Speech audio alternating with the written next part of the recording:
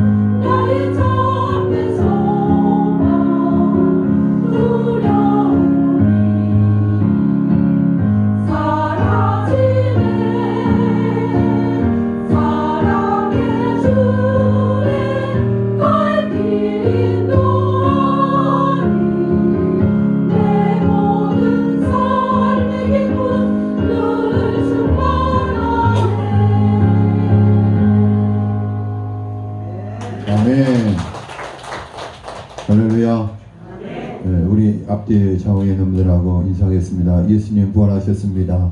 예수님 부활하셨습니다. 예수님 부활하셨습니다. 예수님 부활하셨습니다. 예수님 부활하셨습니다. 아무나 하는 거 아닌 것 같아요. 부활주일 맞아서 함께 예배드리게 돼서 기쁘고 감사합니다. 다른 교회는 이렇게 이렇게 구청에서 나오고 이렇게 나와서 감시를 한대요. 근데 우리는 한 번도 안 나와요.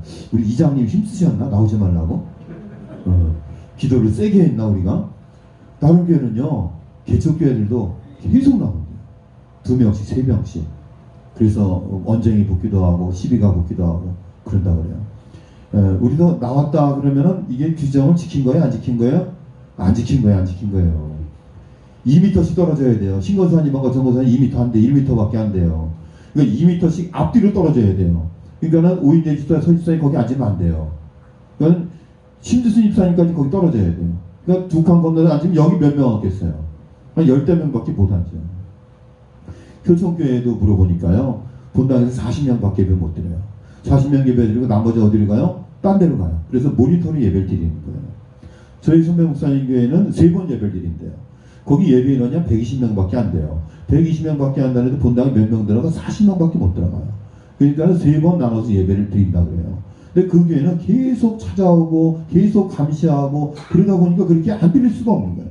그런데 우리 교회는 한 번도 부면장님만 모셨다며요. 하우스에. 그리고 난 이후에는 저는 한 번도 본 적이 없습니다. 그래서 그것도 은혜다, 그런 생각을 했습니다. 감사합니다. 2011년 3월 11일 일본 도호쿠 지방에 진도 9.0의 강한 지진이 발생했습니다. 지진이 발생하면 쓰나미, 해일도 같이 몰려오죠. 그런 수천 명이 목숨을 잃었습니다. 쓰나미가 사람과 삶의 현장을 쓸어가 버렸습니다. 후쿠시마에 있던 원자력 발전소가 폭발해 방사능에 노출됐습니다. 방사능 가득한 그곳에 죽음을 각오하고 뛰어든 사람들이 있었습니다. 그중 한 사람이 이렇게 이유를 말했습니다. 나는 18세 때부터 그곳에서 일했습니다. 내가 가장 잘납니다. 그래서 내가 가야 합니다. 나는 지금 생명을 살리러 갑니다. 예수님이 2000년 전에 이 땅에 인간의 몸을 입고 이곳에 오신 이유는 생명을 살리기 위해서 예수님이 이 땅에 오셨습니다. 사람들에게 미움을 당하시고 채찍을 맞고 십자가에서 돌아가셨습니다. 오늘 새벽에 제가 설교한 내용을 들으신 분들은 아셨을 거예요. 예수님이 얼마나 끔찍한 고통을 당하셨는지. 여러분이 폐에는 근육이 없어서 이 횡격막이라는 게 있거든요. 그런데 못 박혀 있잖아요. 두 팔이 그리고 다리가. 그런데 한쪽에 힘을 주면서 겨우겨우 버티는데요. 결국에는 3시까지 예수님이 십자가에서 못 박혀 있고 6시가 되면 안식일에 접어들면서 시체를 치워야 되는 거예요. 그러다 보니까 살아있는 시체는 어떻게 돼요? 무릎을 쳐서 다리를 부러뜨리는 거예요. 그래서 강제로 질식해서 죽게 만드는 거예요. 그런데 예수님께서는 이미 피와 물을 다 쏟고 예수님께서는 이미 돌아가 계셨습니다. 그래서 예수님께서는 다리를 깨뜨리는 일이 없었습니다만 예수님께서 그런 모진 고통과 아픔 가운데 부활의 영광을 맛보게 되었습니다. 내 아버지의 뜻은 아들을 보고 믿는 자마다 영생을 얻는 이것이니 마지막 날에 내가 이를 다시 살리리라. 임마누엘 하나님이 우리에게 오셨습니다. 우리를 가장 잘 아시기 때문에 그렇습니다.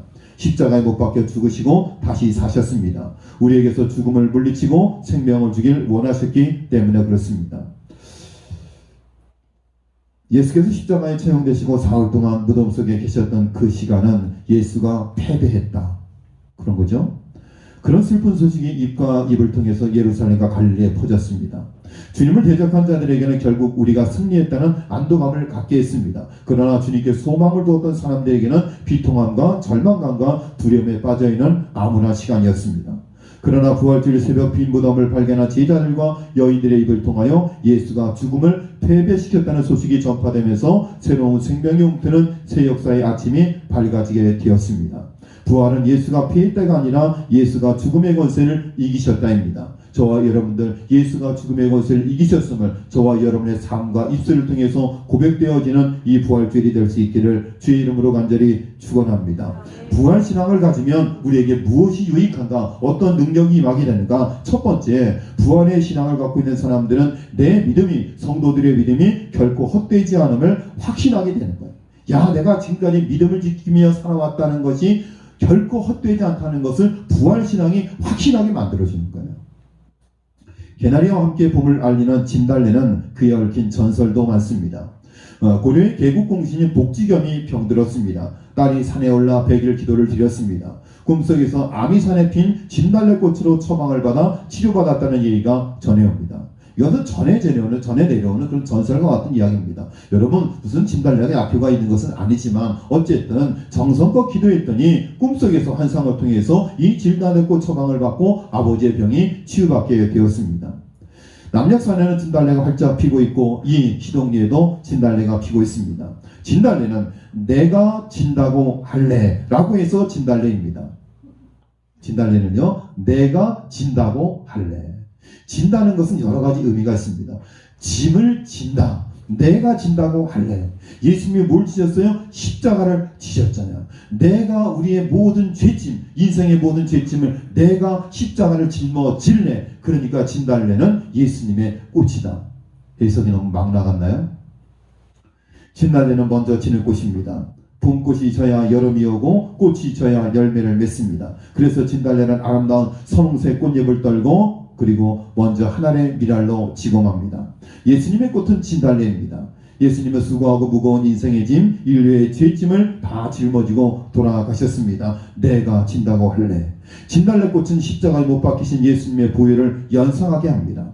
그 꽃은 그 붉은 빛은 말로 형용할 수 없는 사랑의 빛입니다. 그래서 진달래는 십자가의 꽃입니다. 그러나 먼저 진 진달래가 찬란한 여름을 이끌어오던 예수님께서 죽으셔서 부활의 첫 열매가 되셨습니다. 그래서 진달래는 부활의 꽃입니다. 봄마다 죽는 꽃이 있기에 찬란한 여름이 오나니 먼저 지고 죽는 십자가의 꽃, 죽었다가 다시 사는 부활의 꽃 진달래. 어느 시인의 부명의 시입니다. 고린도전서 15장 12절에 보면 그리스도께서 죽은 자 가운데서 다시 살아나셨다 전파되었거늘 너희 중에서 어떤 사람들은 어찌하여 죽은 자 가운데서 부활이 없다 하느냐. 자, 여러분은 이것이 바울의 고백이에요. 그런데 여러분, 사도 바울이 뭐 하던 사람들이에요? 부활을 믿는 사람들을 잡아 죽이던 사람이 사도 바울이에요. 그런데 다메섹 도상에서 예수 그리스도를 만나고 난 이후에 그의 입술을 통해서 부활을 증언하는 삶을 살게 되었습니다. 사랑하는 신옥교회 성도님 여러분, 여러분의 입술을 통해서 부활의 주님을 만난 여러분의 신앙의 감격과 여러분의 은혜가 여러분의 입술을 통해서 증거될 수 있기를 바랍니다. 여러분, 사도 바울은 예수 그리스도를 믿는 사람들, 부활을 믿는 사람들을 잡아 죽이는 일을 했습니다. 그것이 잘하는 것이라고 생각했습니다. 바울이 다메섹에서 부활하신 주님을 만나기 전 그는 얼마나 악에 받쳐 부활의 소식을 전하는 그리스도인들을 박해했습니까? 그렇게 하는 것이 하나님을 바로 믿는 것이고 잘 믿는 것이라고 확신했습니다. 그랬던 그가 부활하신 주님을 만난 이후 전혀 다른 사람으로 돌변했습니다. 부활의 증인으로 변화되었습니다. 어찌하여 죽은 자 가운데 부활이 없다 하느냐. 예수 그리스도를 만나고 난 이후에 부활의 확신 가운데 거하게 되었고 부활의 증인된 삶을 살게 되었습니다. 우리의 신앙이 확신 가운데 설 수 있는 것은 부활의 능력 가운데 우리의 신앙은 확신 가운데 서게 되는 것입니다. 내가 믿나이다 라고 고백한 마르다처럼 될 수 있기를 바랍니다. 부활신앙을 믿는 자들은 우리가 믿는 믿음이 결코 헛되지 않으리라는 확신을 가지는 신앙인이 되는 것입니다. 여러분이 믿는 신앙이 결코 헛되지 않는 것을 믿기 위해서는 부활의 신앙이 있어야 될 줄로 믿습니다. 두 번째, 부활의 신앙을 통해서 두려움을 몰아내고 기쁨과 평화를 얻게 되는 것입니다. 영국의 고고학자들이 애굽의 피라미드를 조사하다가 미라를 발견했습니다. 미라의 손에는 한 줄기 꽃이 있었습니다. 외부의 공기가 접촉하는 순간 꽃은 산산이 부서지고 꽃이만 남았습니다. 여러분, 참 희한하죠? 피라미드를 발견했어요. 이집트의 고대 왕들이 묻혀있는 무덤이잖아요. 그 무덤의 사이즈가 어마어마하잖아요. 그 피라미드를 발견하고 들어갔는데 거기에 미라가 있어요. 그런데 손에 꽃이 있어요. 그런데 외부의 빛이 들어가자 그 꽃이 산산이 부서지고 뭐가 남았어요? 씨만 남았어요.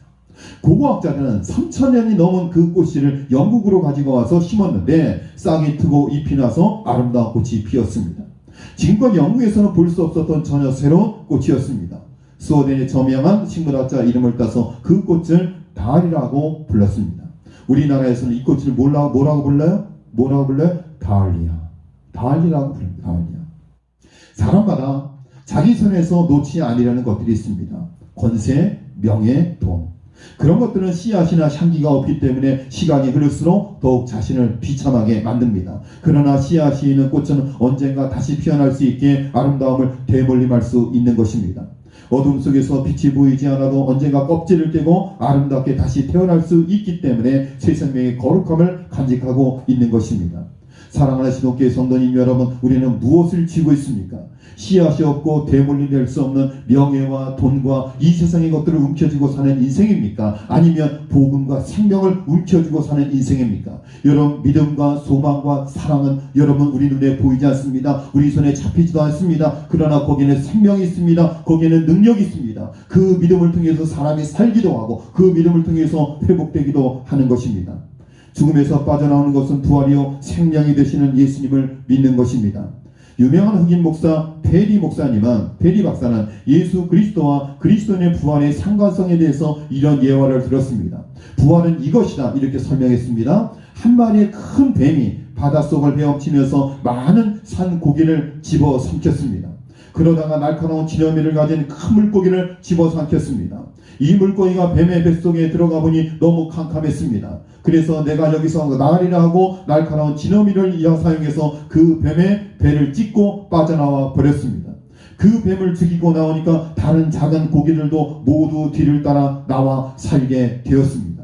자, 여러분, 여기에서 상징하는 게 무엇일까요? 이 뱀은 죽음이라는 괴물을 가리킵니다. 이 괴물이 오랜 동안 인류를 집어삼켰습니다. 어느 날 예수님까지 삼켰습니다. 그러나 예수님은 무덤 문을 여시고 살아나셨습니다. 날카로운 지느러미를 가지고 그 큰 뱀을 뚫고 나온 그 지느러미를 가진 물고기처럼 그 뒤를 이어서 산고기들이 다 나온 것처럼 예수 그리스도가 죽음의 문을 열고 나왔을 때 많은 성도들이 그를 따라 무덤에서 일어날 것을 확신하게 믿게 되었다는 겁니다.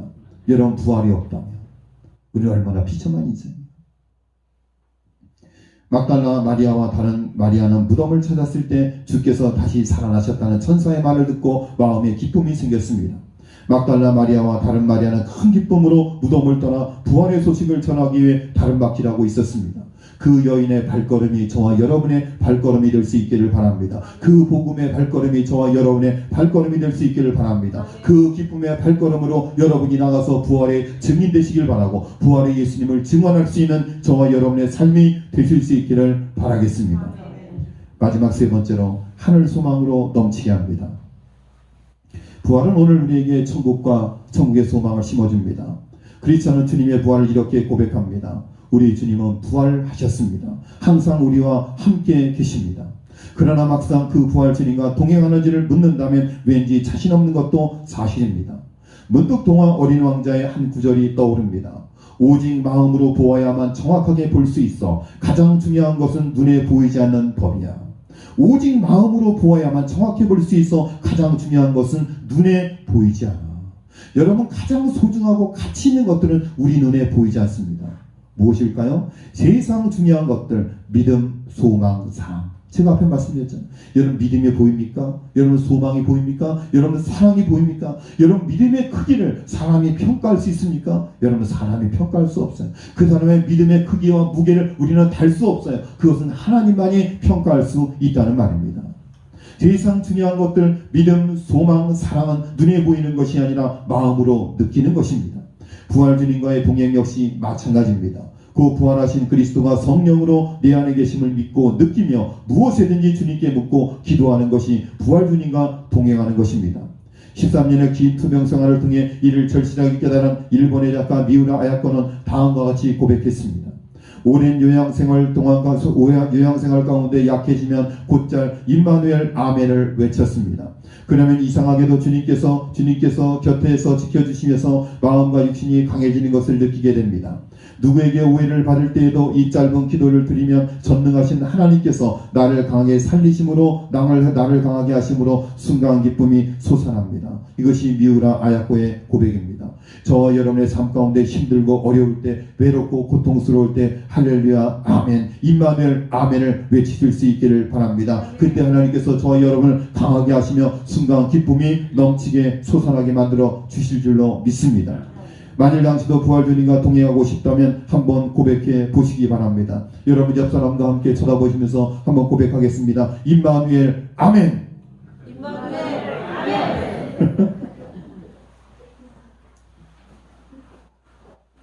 정순진 목사님 3명한테 알려줘. 물 먹게. 참 부흥회를 만나시는 그런 지혜가 있는 것 같아요. 물을 먹어야 되잖아요. 근데 물을 안 먹고 이렇게 하면 어색하니까 시켜놓고 물을 얼른 먹고. 제가 성결신문을 보니까 어제 기사가 하나 나왔어요. 무슨 기사가 나왔냐면 성결교단 부흥사협회 회장 선출 누가 됐어요? 정순출 목사님이 부흥사협회 회장이 되셨더라고요. 사진이 다 부흥사협회 그 목사님들하고 이렇게 이렇게 하면서 화이팅하면서 찍은 사진이 성결신문에 올라왔습니다. 정순출 목사님 부흥사협을 위해서 많이 기도해 주시고, 부흥사 목사님들이 지금 굉장히 고난주간에 있어요. 왜 고난주간일까요? 부흥회를 못 나가니까. 얼핏 생각하면 부흥회를 안 하면 쉬면 편할 것 같잖아요. 그런데 그렇지 않대요. 제가 목사님 모시고 다니면서 목사님 연일 계속되는 집회 가운데 힘들지 않습니까? 그랬더니 소 목사님 그게 아니라 한 주간 쉬면 그 주간이 너무 힘들대요.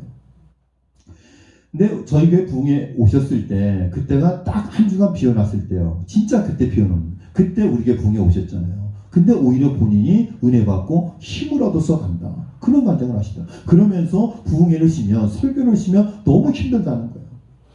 제 동기 목사님 중에 안희아 목사님이라고 우리 교단을 대표하는 부흥강사 목사님입니다. 이 목사님 어제 꿈에서 만났어요. 꿈에서 만나고 목사 내년에 우리 성결교단 우리 청주지방에 연합 집회 부흥회 강사로 오면 안 돼. 그랬더니 막 일정표를 뒤져봐요. 뒤적뒤적하니 서 목사 그때 시간 되네. 나 그때 갈게. 그러더라고. 제가 그 목사님 얼마나 모시고 싶었으면 부활주일 앞두고 그 목사님 꿈을 꿨겠어요. 근데 이 목사님도요, 부흥회를 전국 방방곡곡 전 세계로 다니면서 복음을 전하는데 지금 코로나19 때문에 집회가 싹 다 취소가 됐어요. 싹 다 취소가 됐어요. 그러니까 새벽 예배를 2개를 만들었어요. 새벽 예배를 5시에 한 번 드리고 6시에 한 번 드리고 2번 새벽 예배 드리는 거예요. 5시에도 나오시오. 또 5시에 한 번 6시에 나오시오. 이야, 대단하지 않아요? 그리고 그 교회는요, 주일날 점심도 먹어요. 그리고 저녁 예배도 드려요. 와, 처음부터 끝까지 한 번도 안 쉬고. 그렇게 예배 드리는 교회는 예수비전교회 안희아 목사님밖에 없어요. 여러분, 그게 믿음일까? 배짱일까? 무모함일까? 저는 그 목사님 생각하면 그런 마음 때문에, 야, 저것도 무모하다. 저는 한 명이라도 확진 환자 나오면 난리 날 텐데. 그런데 확진 환자 한 명도 안 나왔어요. 한 명도 안 나왔어요. 하나님 믿는 대로 역사하시는 것 같아요. 그게 다 믿음의 크기를 그것으로 잴 수 없지만 하나님 앞에 그와 같은 믿음과 확신 가운데 거하니까 하나님이 그 교회를 지켜주시고 하나님께서 그 교회를 통해서 역사하시는 줄로 믿습니다. 그렇다고 온라인 예배 드리는 교회가 믿음이 없다는 건 아닙니다. 각자 믿음의 분량이 있습니다. 어쨌든 그와 같은 담대함으로 하나님 앞에 예배를 드려요. 또 어떤 교회는 부활주일인데도 온라인 예배를 드려요. 계속 온라인 예배를 드리는 거예요. 그러면서 결혼도요, 각자 집에서 만들어서 본인이 꾸며가지고 데코레이션 해가지고 본인이 주변 사람들에게 전도하러 나눠주러 돌아다니는 거예요. 그런 것도 참 쉽지 않죠. 교회에서 나눠주는 게 아니에요. 교회를 안 나오니까 각자 만들어서 나눠주는 거예요. 그리고 온라인으로 부활주일 예배를 드려요. 그런 교회도 또한 의미가 있다고 생각을 합니다. 어쨌든 우리 교회는 관에서 나오지 않아서 이렇게 예배 드릴 수 있음이 저는 감사합니다. 임마누엘 아멘. 우리 시동교회 성도들의 삶 가운데 부활의 소식과 부활의 믿음을 통해서 더욱더 능력 있는 그런 신앙의 삶을 살아갈 수 있기를 간절히 바라겠습니다. 국민일보에 오래전에 실렸던 기사인데요. 주님 음성 듣고 희망을 발견했어요 라는 기사가 실렸습니다. 노숙자를 지내며 알코올 중독에 빠졌던 김영철 씨 가명입니다. 간증입니다. 이번에 간증이에요. 그는 원래 두 아들과 식당 일을 하던 아내도 있었습니다. 또한 그는 교회에서 열심히 봉사하여 안수 입사가 되고 건축위원장을 하기도 했습니다. 그런데 갑자기 그의 아내가 이단 종파에 빠지면서 가정을 돌보지 않아 마음의 충격을 받았습니다. 그는 그것을 믿음과 기도로 극복하지 못하고 절망과 좌절 가운데 살아가게 되었습니다. 결국에 알코올 중독에 빠지게 되었습니다. 그리고 두 아들도 가출을 하고 말았습니다. 다 잃어버렸습니다. 그러면서 하루하루 노숙생활을 하면서 거지 행세를 하고 동정을 받아 그 돈으로 술을 마시며 하루하루를 지내게 되었습니다. 그런데 어느 날 실직 노숙자 쉼터에서 성경을 보았습니다. 그곳에서 성경을 보자 자신이 하나님을 떠난 것을 깨닫게 됐고 다시 성경을 읽기 시작했습니다. 그는 성경을 읽으며 마음속에 감동을 받고 새로운 용기와 희망이 생겼습니다. 예수님께서 죽음에서 부활하셨다는 것을 읽은 후에 예수님, 술에 중독된 노숙자가 되어 이미 죽은 나를 부활하게 하여 주시옵소서 하고 예수님께 기도했습니다. 하나님, 예수님, 내가 부활하게 하여 주시옵소서. 절망과 좌절 가운데 빠져있는 내가 다시 한번 살아나게 하여 주시옵소서. 주님께 헌신하고 충성하고 건축위원장까지 하면서 열심히 봉사하고 충성했는데 그 신앙 다시 한번 부활처럼, 예수님 부활하신 것처럼 부활하게 하여 주시옵소서. 그렇게 기도하면서 이분 마음속에 다시 소망이 생겼습니다. 새롭게 인생을 출발해야겠다는 결심이 생겼습니다. 그래서 그는 믿음으로 하나님께 도움을 청했고 강남의 한 아파트 경비원으로 취직을 하게 되었습니다. 그리고 하나님 앞에, 하나님, 제가 이제 인생을 새롭게 시작하게 되었으니 이제 두 아들과 아내와 함께 같이 살 수 있도록 허락하여 주시옵소서. 나에게도 희망이 생겼습니다. 그리고 끝이에요. 두 아들을 만나고 다시 아내를 만나서 사는 그것까지 나왔으면 얼마나 좋았을까. 우리는 드라마를 보면서 꼭 그걸 생각하잖아요. 주인공이 다시 만나서 이제 만나는 걸로 그냥 끝나잖아요. 그런데 저희 어머니가 드라마를 보면서 왜 저렇게 드라마를 끝나냐는 거예요. 주인공과 그 사람이 다시 만났으니까 이제 결혼해서 아들도 낳고 아들도 낳고 아들도 낳고 행복하게 잘 살면서 팔순자치도 하고 그렇게 살면서 끝나는 게 드라마지, 저렇게 끝나면 무슨 재미가 있냐고 저희 어머니 그래요. 이 예화도요, 이거 실화거든요. 아들들도 만나고 아내도 만나서 다시 행복하고 다복하게 사는 것으로 예화가 끝나면 얼마나 좋겠습니까? 그런데 부활이 이분에게 다시 소망이 되었습니다. 요즘 많은 분들이 코로나19로 한숨을 내쉬며 살고 있습니다. 희망이 없다고들 합니다. 다 어렵고 힘든 가운데 있습니다. 그 고난과 어려운 가운데 부활의 소망 되시는 예수 그리스도를 통해서 다시 한번 용기를 얻고 우리의 신앙도, 우리의 열정도, 우리의 뜨거움도 다시 한번 회복되는 은혜가 있기를 주의 이름으로 간절히 축원을 드립니다. 신앙과 삶 가운데 살아가는 우리 시동교회 교우들, 하나님께서 이 자리로 불러 모아주시고 부활절 예배에 참여할 수 있게 하시니 고맙고 감사합니다. 많은 한국 교회들이 정상적인 예배를 드리지 못하는 가운데 있습니다. 극소수의 교회들은 모든 예배를 다 드리기도 합니다. 하나님 아버지, 그 모든 것이 의미가 있다고 믿습니다. 하나님 아버지, 우리 시동교회도 모든 예배가 회복될 수 있도록 축복하여 주시고 예배 시간마다 하나님께서 큰 은혜를 나뉘어 주시고 우리 성도들 마음 가운데 예배를 향한 뜨거운 열정이 다시금 회복될 수 있게 하시고 식어지지 않도록 주님 붙잡아 주시옵소서. 부활의 주님을 통해서 우리의 열정과 우리의 신앙의 첫사랑들이 다시금 회복될 수 있도록 축복하여 주시옵소서. 이 모든 말씀 예수님의 이름으로 기도드렸습니다. 아멘.